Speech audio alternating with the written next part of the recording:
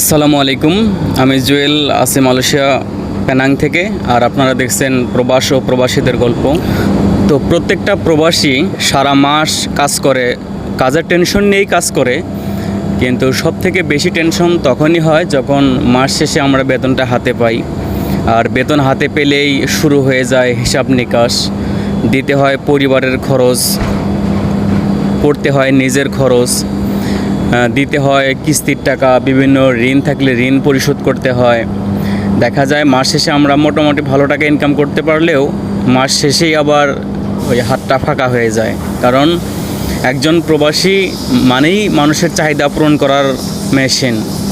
এর চাহিদা পূরণ করো, ওর চাহিদা পূরণ করো, কিছু কাউকে দিতে না পারলে মন খারাপ করে। আসলে প্রবাসীরা আমরা যারা আছি তারা অনেকেই বলে টাকার মেশিন, এটা তো চূড়ান্তই সত্য।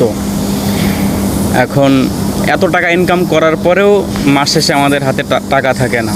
আসলে প্রবাসীদের এই যে একটা দুঃখ কষ্ট, এটা আসলে একমাত্র প্রবাসীরা ছাড়াই কেউ আসলে বোঝে না প্রবাসীদের কষ্ট।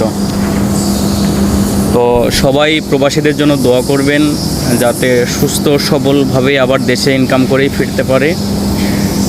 এতক্ষণ পর্যন্ত এই ছোট্ট ভিডিওটি দেখার জন্য ধন্যবাদ।